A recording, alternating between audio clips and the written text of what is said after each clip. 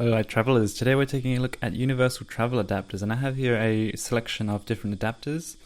So the first one I want to take a look at here is the Scross travel adapter, which is one that I've used for the longest period of time of any of these adapters. And it's very well built, very solid, and it has a nice action when you pull out the different plugs. You just press this button to retract them, and it has a little fuse box here. One of the things that I've found with this one is that it does plug into different plugs very well and very solidly, and it's just small enough that generally you can fit it into most different plugs around the place without too many problems. A couple of the problems with this one though are that it does emit a quite high-pitched sound which can get annoying to some people, and it doesn't actually accept a 3-pole socket, so you can only plug in things with 2 prongs apart from the UK plug. The second one I'll take a look at is very similar to that one, but it's a bit more on the cheaper end. So this one is actually a no brand, but it's one that's rebranded often, and you can find it on Amazon, which I have linked on the website. And what I've found with this one was that it's not quite as well built as the Scross one. And when I was traveling in Korea, you just press this button to pop out the Korean or European plug. And what I found with this plug was that it was not quite as solid when plugged into the wall as this one was.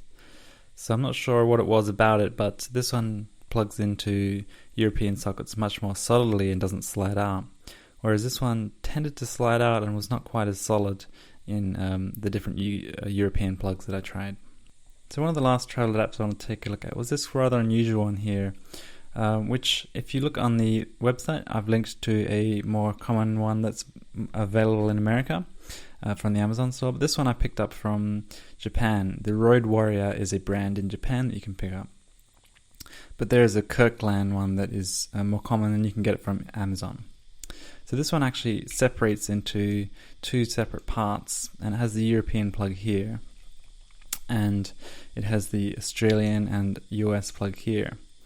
And it actually kind of transforms, and the different ways that you plug it in determine how you use it for the different plugs. And it comes with a very interesting instruction manual showing you all of the various ways in which you can use it.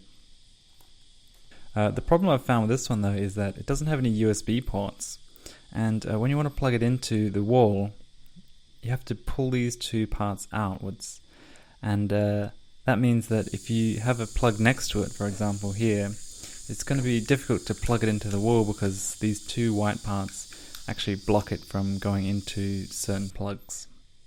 So it has a nice slim profile and it's very lightweight. However, due to some of its quirks, it's not really one of the best adapters, but it is very well made, and especially for the price of the Kirkland one on Amazon, it's quite good for the money.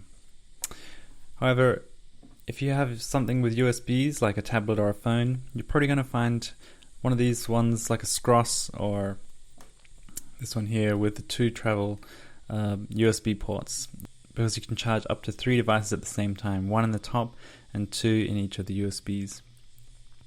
So overall, that's not really a best universal travel adapter, at least not in my experience yet.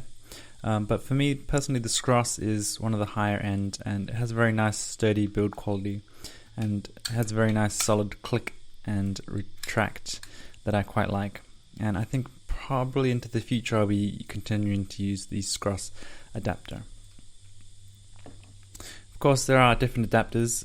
For example, if you are traveling to just one country, for example here I have an Australian plug, you can plug several different countries' plugs into this one and charge only in Australia.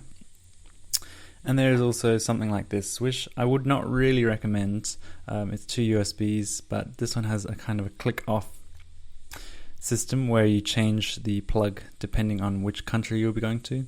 But then you have a bunch of plugs here, which is not very convenient, especially if you're going to be traveling light, because dealing with all these plugs, it's going to be hard to fit them into your bag and have a very nice compact lightweight bag, because this is really just a mess. So overall, it really comes down to personal preference. My preference would be this cross due to the build quality and the sturdiness of it.